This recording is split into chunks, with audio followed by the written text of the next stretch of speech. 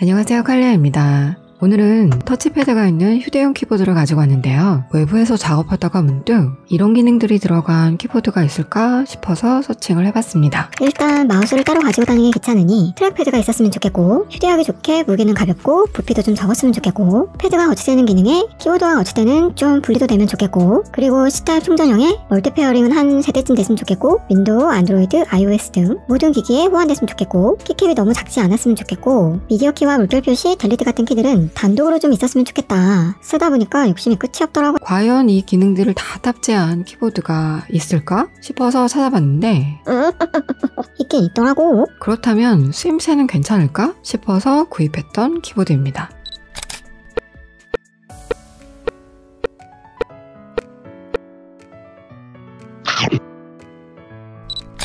개봉. 구성품은 키보드와 USB-C 타입 케이블, 설명서가 들어있습니다. 보면 이렇게 키보드를 보호할 수 있는 앞 커버가 있고요. 뒤로 돌려보면 터치패드와 논슬립이 4군데 있고, 열어보면 커버는 이렇게 기기를 거치할 수 있게 자력으로 붙어서 정리가 되는 거치대가 있고요. 뒤에 있는 터치패드는 여기를 이렇게 잡아당기면 빠질 것 같지만 거기까지는 안 됐어. 얘를 이렇게 제껴서 사용할 수 있고요. 키보드 상단은 캡스락, 블루투스, 배터리 잔량, LED 인디케이터가 있고, 오른쪽엔 전원 버튼과 C타입 포트가 위치해 있습니다. 전체 사이즈, 터치패드, 키캡 크기는 이렇게 되고, 이따가 보여드리겠지만 얘는 사실 커버와 분리가 됐는데 무게는 키보드가 339g, 커버가 111g 해서 합치면 450g 정도 되는데, 여러분들이 많이 쓰시는 로지텍 K380과 비교하면 얘가 420g이니까 키보드 자체는 가볍지만 커버가 합쳐져서 약 30g 정도 더 나가는 것 같습니다. 제가 구입했을 당시에는 블랙의 영문 버전밖에 없었는데 지금은 다른 컬러도 있고 한영키로도 가능해진 것 같습니다. 12.9인치의 거치 모습은 이렇고 11인치의 거치 모습은 이런데, 가장 큰 12.9인치도 생각보다 잘 거치해주고 앞부분의 키보드가 걸림턱 역할이 되어서 뒤로 막 넘어가진 않더라고요. 하지만 거치대 높이가 낮기 때문에 막 다루면 훌러덩 넘어갈 수도 있겠죠. 그리고 아까 보여드렸듯이 얘는 이렇게 커버가 분리되고 커버와 키보드 쪽에 각각 자석이 있어서 근처에 갖다 대면 자석으로 착 하고 붙고, 자석의 세기가 그리 크지는 않은데 홈에도 끼워지는 형태라서 거치할 때 쉽게 분리가 되지는 않더라고요. 하지만 떼어서 거치할 때는 거치대 높이와 앞부분의 턱이 낮기 때문에 11인치 이하만 가능하니까 참고하시고요. 어쨌든 커버가 분리된다는 건 사용에 거추장스럽지 않고 패드와 떨어져서도 작업이 가능하다는 뜻이기 때문에 자세도 좀 편하게 할 수 있다는 장점이 있습니다. 그리고 트랙패드 기능이 괜찮은지가 가장 궁금할 것 같은데, 생각보다 괜찮습니다. 사이즈는 약 99에 62mm 정도 되는데 애플 매직 키보드의 트랙패드와 비교 시 세로가 조금 더 크게 나왔고, 제스처는 애플 트랙패드 제스처와 비슷한데 한 손가락 터치, 더블 터치, 두 손가락 좌우 넘김, 확대 축소는 같고, 다른 부분이 있다면 애플은 앱 전환기 열 때 세 손가락을 올려주지만 얘는 내리는 제스처라는 것과 올려주면 독 사용이 가능하고, 세 손가락 터치하면 홈화면 나가기와 네 손가락 터치로 캡처를 해줄 수가 있습니다. 그리고 양쪽 하단 가장자리를 누르면 왼쪽 클릭, 오른쪽 클릭, 푸시터치도 가능합니다. 얘가 가진 장점은 휴대시 접어서 정리할 수 있고 쓰고 싶을 때만 펼쳐서 사용할 수 있다는 장점과 타이핑 시에 터치패드가 방해하지 않게 제어키가 있다는 점, 키보드 자체의 두께도 10mm밖에 안 되는데 터치패드는 더 얇게 만들었고 자석을 배치해서 덜렁거리지 않고 깔끔하게 정리해 주었습니다. 그 다음 키보드, 우선 타건해 보겠습니다.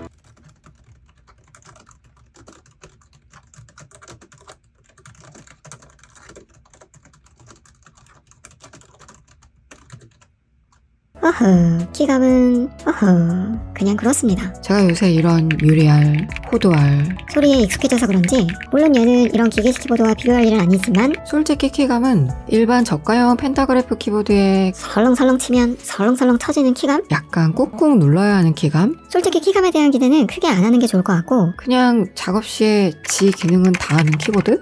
라고 생각하시면 될 것 같습니다. 그래도 배치는 꽤 정갈한 느낌이고 78기 6열에 맨 윗줄 미디어 키와 F라인도 탑재되었고, 미니 키보드에서는 많이 생략되거나 조합해서 써야 하는 ESC, 물결 표시, 델리트, 백스페이스 키 등이 단독으로 배치되어 있고, 오른쪽 시프트 키도 정상 크기로 들어가 있고 파란색으로 표시된 부분은 펑션 키와 조합해서 사용할 수 있습니다. 키캡의 크기가 약 16에 16mm 정도 되고 키캡 사이 간격도 약 2mm 정도 되다 보니까 생각보다 오타율은 좀 낮은 편이고 K380과 비교하면 살짝 긴 정도인데 어깨 넓이에 맞춰진 적당한 크기인 것 같습니다.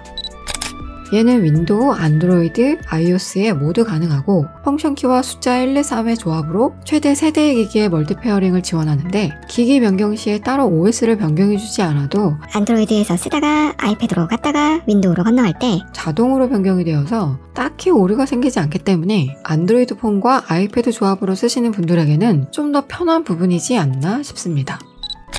그 외에 스펙을 표기하자면 사용하지 않은 상태에서 10분 후엔 수면 모드가 되고 다시 깨웠을 때는 약 1, 2초 정도의 딜레이가 있고 배터리 잔량은 이렇게 위젯에서 확인할 수 있고 리튬 배터리는 250mAh, 대기시간은 400시간입니다. 정리해보면 휴대가 용이한 무게와 적당한 부피에 필요시에만 꺼내서 사용할 수 있는 트랙패드가 탑재되어 있고 커버가 분리되고 패드 거치 기능이 있으며 C타입 충전형에 세대의 기기에 멀티 페어링이 되고 윈도우, 안드로이드, iOS에 모두 가능하고 키캡 크기와 키보드 사이즈가 어깨 넓이로 적당하며 미디어 키와 윈도우 F9 키가 탑재되었고 트랙패드 부분, 커버 거치 부분, 커버와 키보드 연결 부분을 다 자석으로 간편하게 정리해 주었습니다. 단 좀 아쉬웠던 부분은 키감과 재질은 쏘쏘인 키보드라고 정리를 할 수 있을 것 같습니다. 오프닝에서 말씀드린 것처럼 얘는 휴대 시 용이하게 사용할 수 있을 만한 조건을 넣어서 검색한 키보드이고요. 마우스 없이 외부에 가지고 나가서 패드를 거치하면서 사용하기에는 사용성에 꽤 부합한 제품이었던 것 같습니다. 여러분들도 외부 작업 시에 이런 조건의 키보드가 필요하지 않을까 싶어서 공유하고요. 도움이 되었다면 좌측 구할 부탁드리고 오늘도 시청해주셔서 감사합니다.